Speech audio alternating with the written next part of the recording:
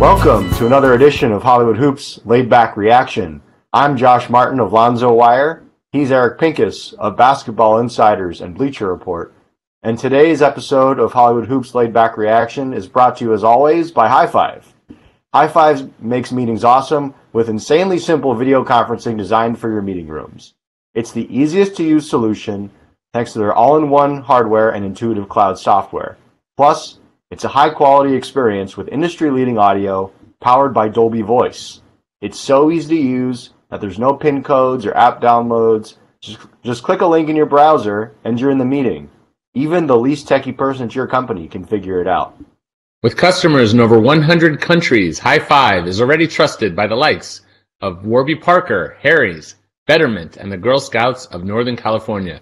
To learn more and start your free trial, 30-day free trial, of insanely simple video conferencing, visit highfive.com. That's highfive.com. Of course, Josh, we were using High Five to record this conversation. We're recording on the night where the Lakers got a win in Brooklyn, a revenge game, so to speak, for Brook Lopez. He played pretty well. D'Angelo Russell, who's coming back from an injury, didn't have a great game, gave them a little bit of a hard time at some stretch, but Lakers held fast. Got the job done. What did you think of the performance tonight, the bounce-back win after 2 losses? Yeah, it was particularly important. You know, the one in Toronto to the Raptors, you figured that was a wash, that the Lakers weren't going to come out of that one with a win. The bigger surprise was when they got waxed by the Magic in Orlando. Orlando, at the time at least, being the worst team in the league by record. So the Lakers came out with a much better effort against the Nets on Friday. They played with a little bit more pride, more passion, more physicality, and that really shone through. They won the rebounding battle by a big margin, 56-38. They played pretty much better defensively. They weren't getting up and down as quickly as maybe Luke Walton would have liked in total, but I really liked, and I wrote about this for Lonzo Wire, how you saw sort of a collective effort from the Lakers to play more like Lonzo, because you saw, for instance, Brandon Ingram out there get 10 assists, career high, only 2 turnovers. Very Lonzo-like sort of performance in that regard. And the bigger difference, as I'm sure you saw, Eric, was Josh Hart starting at shooting guard, or rather starting at guard in place of Tyler Ennis, the rookie, playing really well in that role, 15 points and a career high 14 boards. That's also Lonzo-like when you think about Lonzo's ability to get rebounds and clean the glass. What sort of difference do you see in particular from Josh Hart being out there from the get-go? Well, they've been going with Tyler Ennis, and he hasn't shot well. He doesn't run the team like the pick and roll especially well. He's not a huge scoring threat, and he doesn't hit a lot of the reads that he needs to make.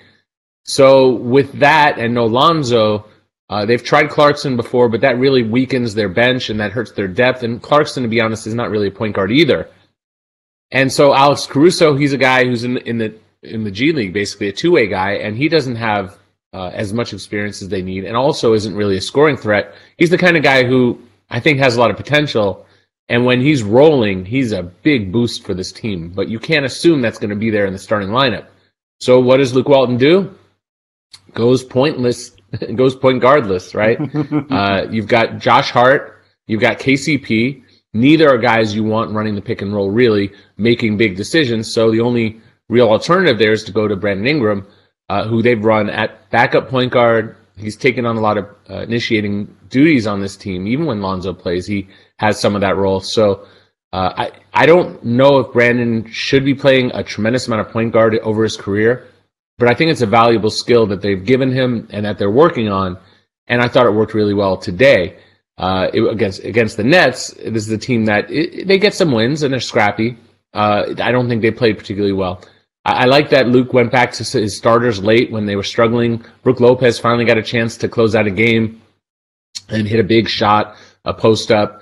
Julius Randle had some big moments. I mean, this is a Lakers team that's going to make a ton of mistakes because that's who they are. Even when they were playing their absolute best this year, there have been a ton of mistakes in those games. But they're making progress. You put Josh Hart out there, the defense and the rebounding improves, KCP as well. I like that KCP wasn't having a great game. They went with Clarkson, and they made it work. That's really what you have to do when you have injuries. You got to find what works. Now, they're going to play OKC next, the Thunder. I don't know if anything's going to work. I don't like the matchup for the Lakers there. The star power of those guys, the three that they have, Russell Westbrook, Paul George, Carmelo Anthony, but even more, Steven Adams is like the worst nightmare of the Lakers. Out of all those other guys, I think Steven Adams hurts them the most because he really slows down Lopez. He slows down Randall if that's the matchup.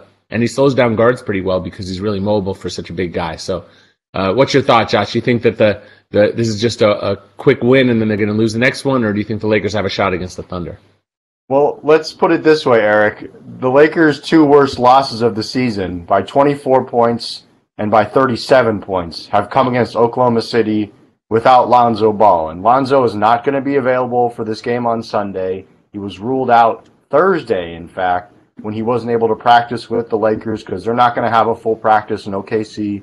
They'll do a shoot around probably on Sunday, and that's about it. But even then, they've got an early game, so on Super Bowl Sunday, they had to get that out of the way. So there's not going to be an opportunity for Lonzo to get back in the flow. I don't think he would have made all that big a difference in that matchup anyway, because in the Thunder, you're looking at a team that is largely a veteran team, but more than anything is a very physical team, a team that's going to pound you at every position, in particular at center with Steven Adams, and certainly at point guard with Russell Westbrook, who's one of the greatest, certainly physical specimens we've ever seen at the point guard position and really takes it to you on a night-to-night basis. So that's going to be tough for the Lakers. If they can keep it competitive for most of the game and, let's say, get away without losing by more than 20 points, I guess you could call that progress because they haven't yet been that close to OKC. And considering they will also then see the Thunder on Thursday at Staples Center, you'd like for them to sort of get a little bit of progress going, get a little bit of confidence going at some level against OKC, and maybe Lonzo will finally be out there against the Thunder, but I don't give them a whole lot of shot at Chesapeake Energy Arena on Sunday, unless the Thunder have already checked out looking towards the Super Bowl, but I don't know. I don't see much of a chance. What do you think, Eric? I'm with you, Josh. I don't see the next stretch against the Thunder as a positive outcome, but they do have the Suns, I think, in between there, right? They have the Suns coming up, so maybe they can sneak in a little win there before the trade deadline. So, Josh, I'm going to be heading out to Atlanta, going to do some NBA TV for a couple of days. We'll try to do a laid-back reaction next week. If it happens, great. If it doesn't, but the great gentlemen and folks and people over at High Five, thank you for setting us up. And I think, Josh, we're out of time. We are, and thank you all again for joining us for this edition of Hollywood Hoops. I'm Josh Martin of Lonzo Wire. He's Eric Pincus of Basketball Insiders and Bleacher Report. We're presented to you, as always, by High Five. Be sure to catch our podcast, our weekly podcast, Hollywood Hoops, wherever you get your podcasts, and also on almightyballer.com, on clnsmedia.com, and certainly on Nothing But Net channel on Dash Radio every Wednesday, 4 to 5 p.m., and we'll be back Pacific time, that is, of course. And we'll be back with you again soon in one form or another with another edition of Hollywood Hoops. He's on his way, going to Hollywood, he's busting into Hollywood.